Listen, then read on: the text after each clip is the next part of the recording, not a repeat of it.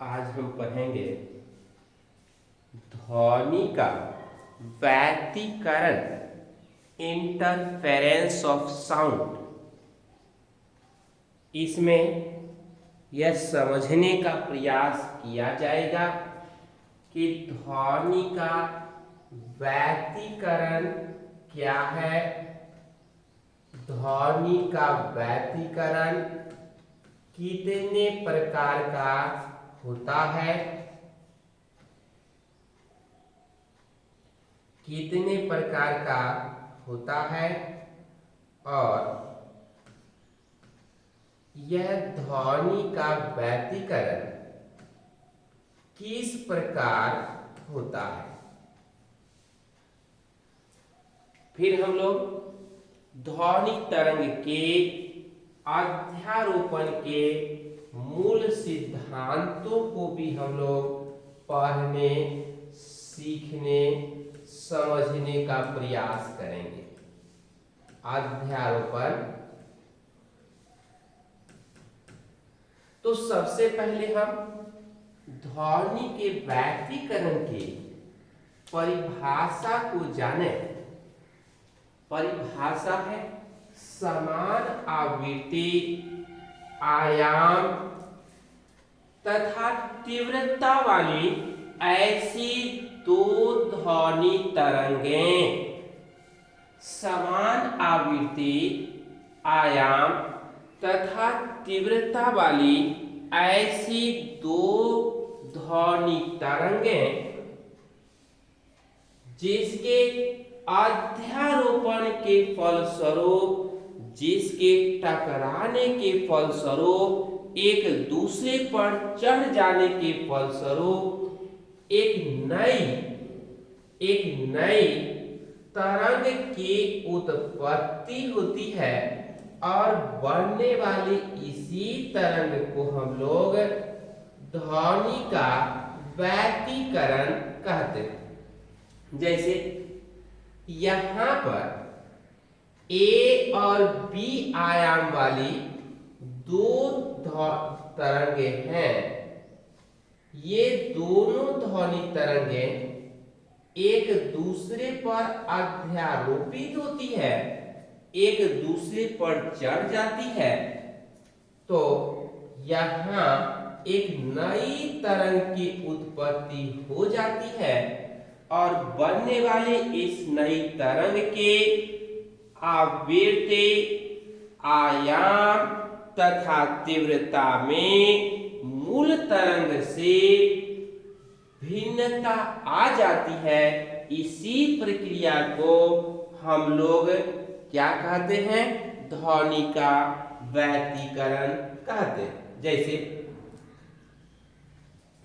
यहाँ पर मूल बिंदु है, इस मूल बिंदु से एक तरंग ए और दूसरी तरंग बी एक साथ उत्पन्न होती हुई इन दोनों तरंगों के आवृत्ति, तीव्रता तथा आयाम में समानता पाई जाती है। इस दोनों तरंग का शेष और गर्त एक दूसरे के साथ अध्यारोपित होता है, जिससे एक नई तरंग सी की उत्पत्ति होती है। बनने वाली जो नई तरंग सी है, इसकी आवृत्ति, आयाम तथा तीव्रता में मूल तरंग ए तथा बी से भिन्नता आ जाती है, बदलाव आ जाता है। इसी घटना को हम लोग इसका व्यतिकरण मतलब ध्वनि का व्यतिकरण कहते हैं। ध्वनि का व्यतिकरण, ध्वनि का व्यतिकरण कहा जाता है। इंटरफेरेंस ऑफ साउंड कहा जाता है। अब यहां पर हम समझने का प्रयास करें कि यह जो ध्वनि का व्यतिकरण है, इंटरफेरेंस ऑफ साउंड है, यह किस प्रकार होता है। जैसा कि आप यहां देख रहे हैं, यह इसके मूल बिंदु O से एक तरंग चल रही है। यहां अगर O है, यह A है और यह B है। जब तरंग O से चल करके A होते हुए B पर पहुंच जाती है तो 360 डिग्री के एंगल को कोण को तय कर लेती है।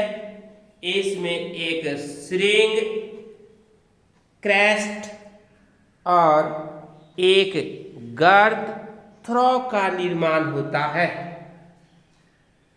एक श्रिंग और एक थ्रो, क्रेस्ट, गर्द का निर्माण होता है।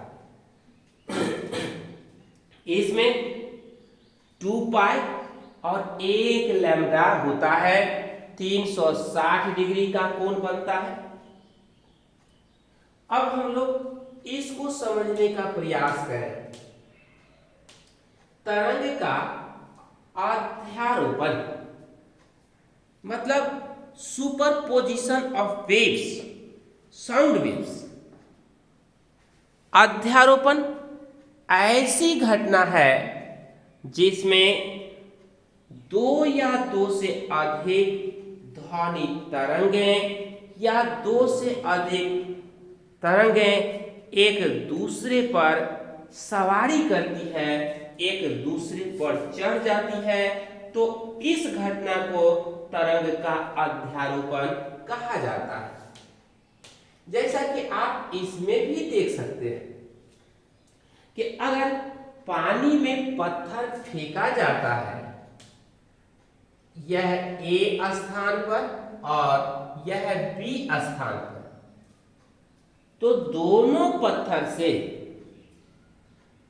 तरंग की उत्पत्ति होती है और यह तरंग वृत्ताकार होता है। धीरे धीरे इन दोनों तरंगों की आकार में, गोलाई में, वृत्त में वृद्धि होने लगती है और कुछ समय के बाद ये दोनों तरंगें एक दूसरे से टकराती हैं और टक्कर के उपरांत आप देखते हैं कि एक नई तरंग की उत्पत्ति, जहां पर टक्कर होता है वहां से एक नई तरंग की उत्पत्ति होने लगती है। और ये तरंग भी, जो नई तरंग की उत्पत्ति होने लगती है, यहां पर कभी उतार चढ़ाव अधिक होता है और कभी कम होता है। तो अधिक वाले को समको से और कम वाले को बिना से कहा जाता है। अब अध्यारोपण की घटना को हम यहां भी समझ सकते हैं।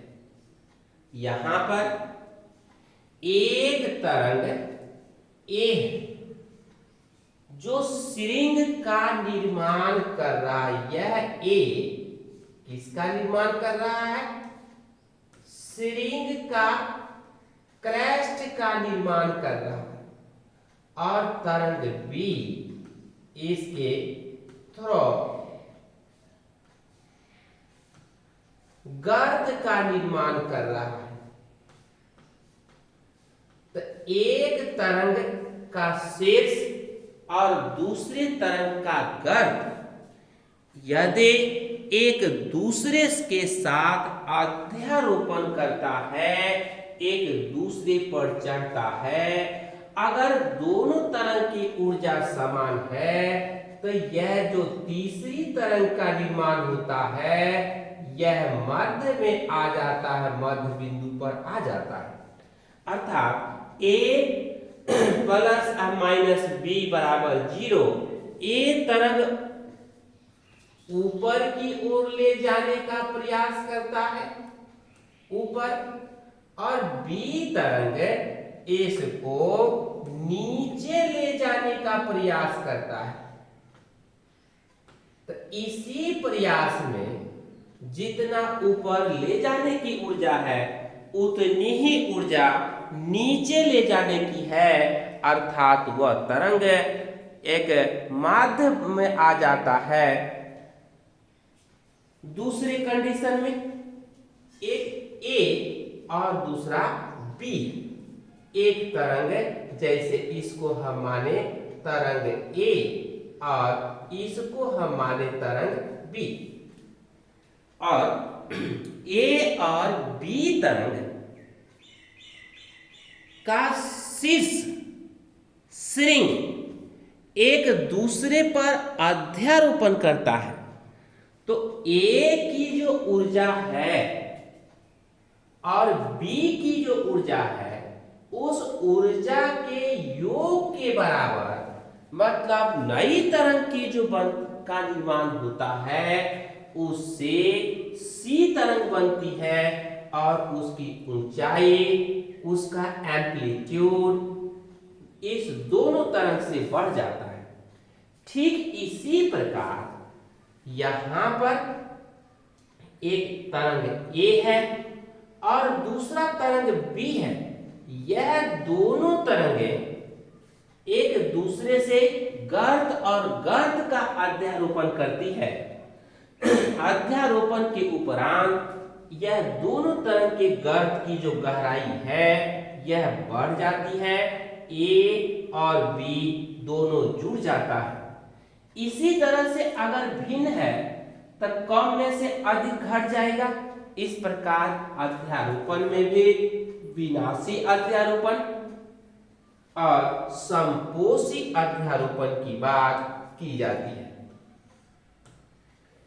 तो इस प्रकार आप देख सकते हैं कि अगर दो तरंग एक दूसरे से अध्यारोपण करता है, अगर वो पहले मूल किसी भी मूल तरंग से उसका एम्पलीट्यूड बढ़ जाता है तो उसको संपोषी कहेंगे।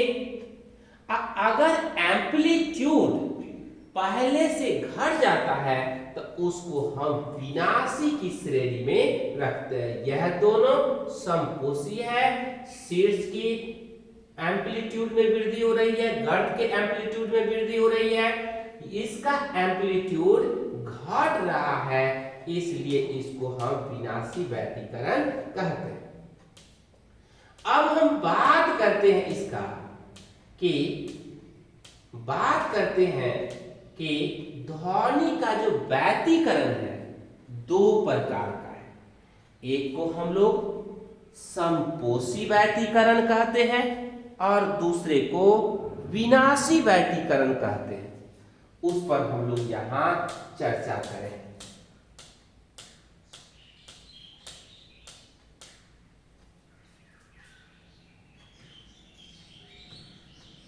ध्वनि के व्यतिकरण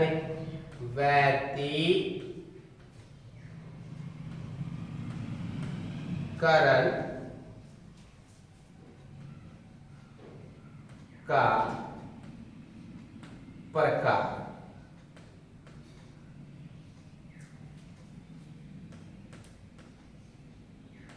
टाइप्स ऑफ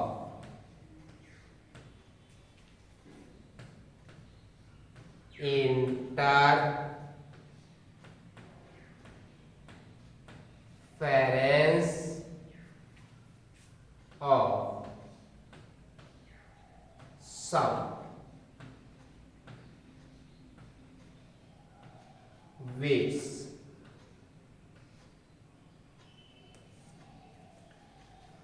यह ध्वनि का जो व्यतिकरण है एक को हम लोग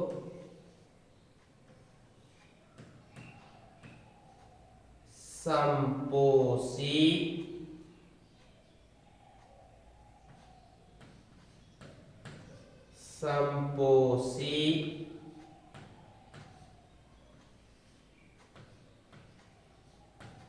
व्यतिकरण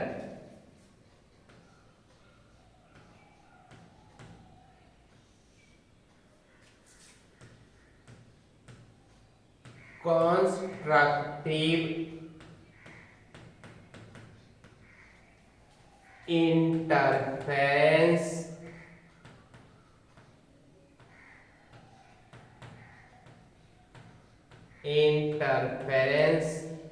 कहते हैं।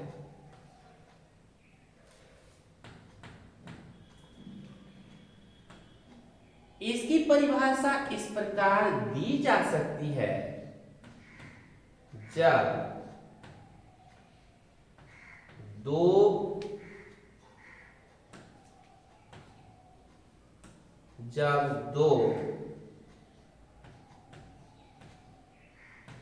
तरंगों के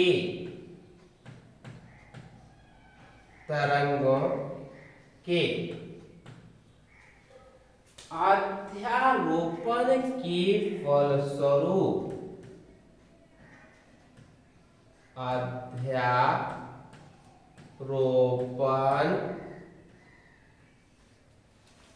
के फलस्वरूप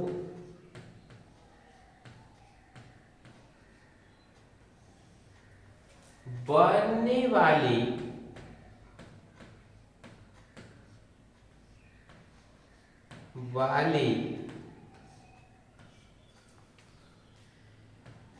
नई तरंग के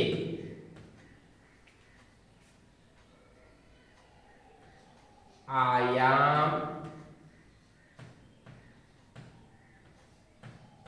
तथा ऊर्जा में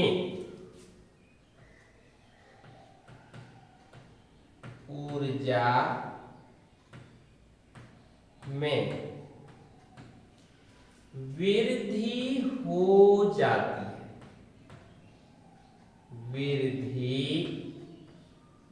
हो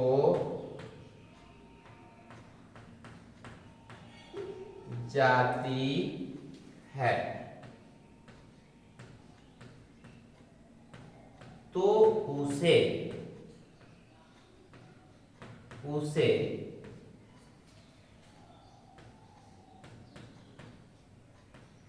समपोषी व्यतिकरण कहा जाता है। समपोषी व्यतिकरण कहा जाता है। समपोषी व्यतिकरण कहा जाता है। जैसे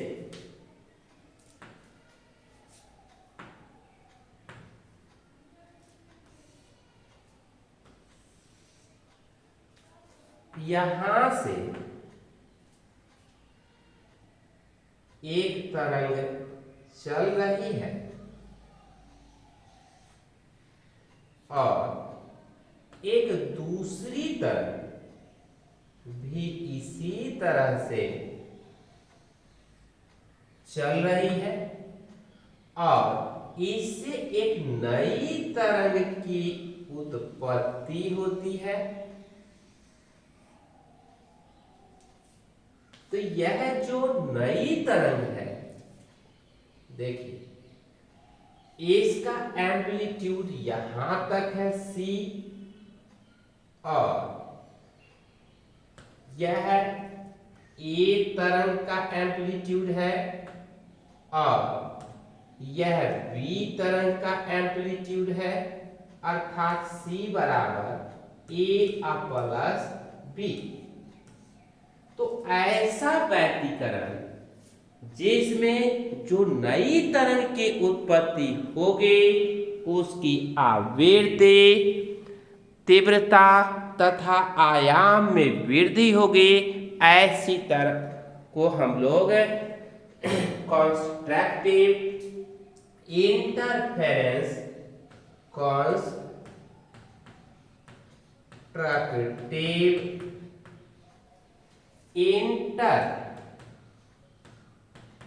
इंटरफेरेंस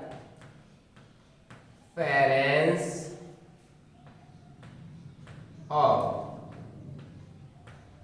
साउंड कहते हैं।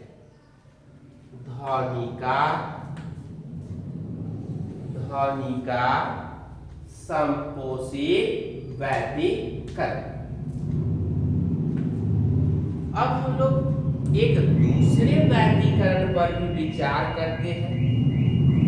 इसको हम लोग विनाशी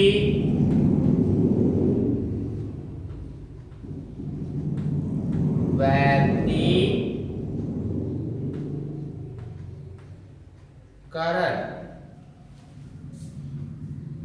मतलब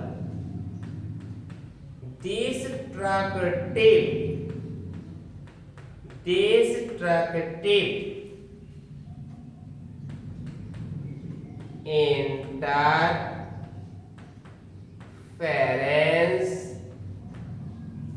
of sound, destructive interference of sound।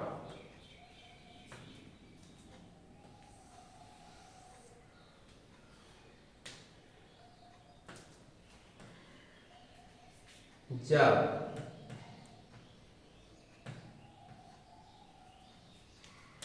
दो ध्वनि तरंगें एक दूसरे के साथ अध्यारोपण करती है तो अध्यारोपण के फलस्वरूप एक नई तरंग की उत्पत्ति होती है। जब दो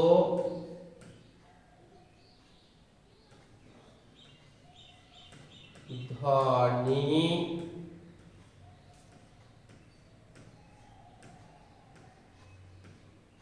तरंगें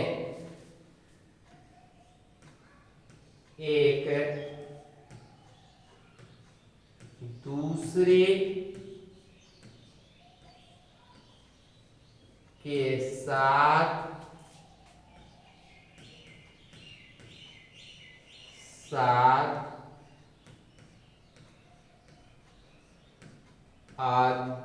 अध्यारोपण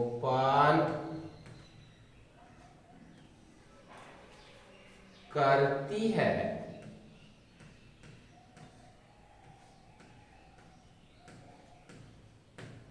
तो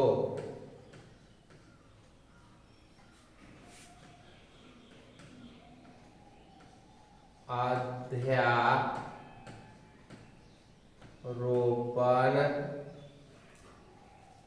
के फलस्वरूप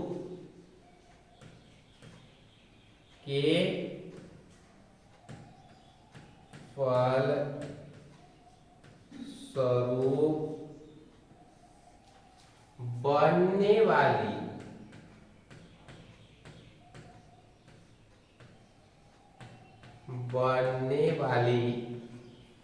नई तरंग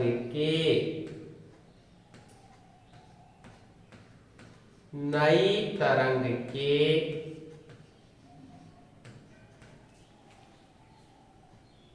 ऊर्जा तथा आयाम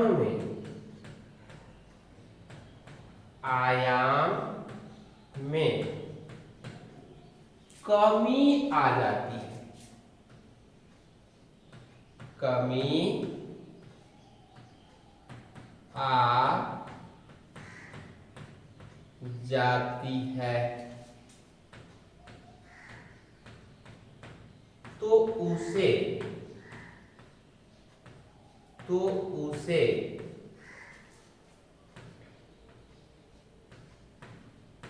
विनाशी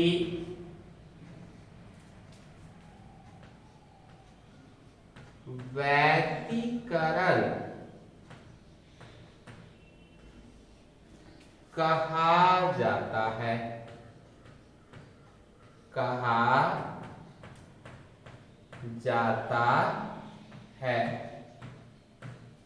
जैसे हम लोग देख सकते हैं कि यहां पर मूल बिंदु है और मूल बिंदु से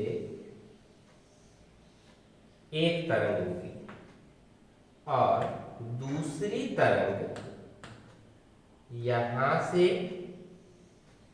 इस तरह से निकलती है और इससे परिणामी तरंग सी। तो देखिए यह तरंग बी, यह तरंग ए और यह तरंग सी है। तब मतलब कि ऐसा व्यतिकरण जो होता है इसको हम लोग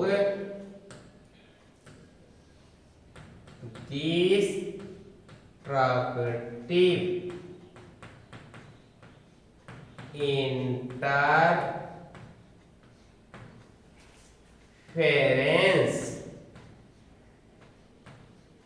ऑफ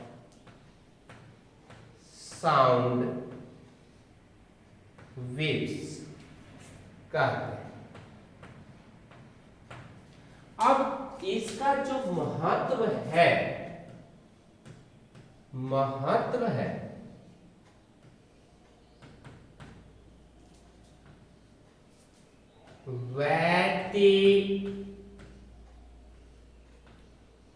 व्यतिकरण के कारण सुरीली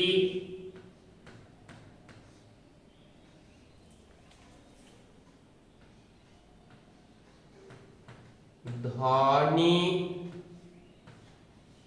की उत्पत्ति होती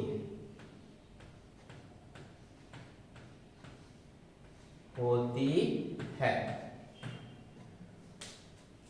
तो इस तरह से हम लोग देखते हैं कि ध्वनि के व्यतिकरण से सुरीली ध्वनि की उत्पत्ति होती है।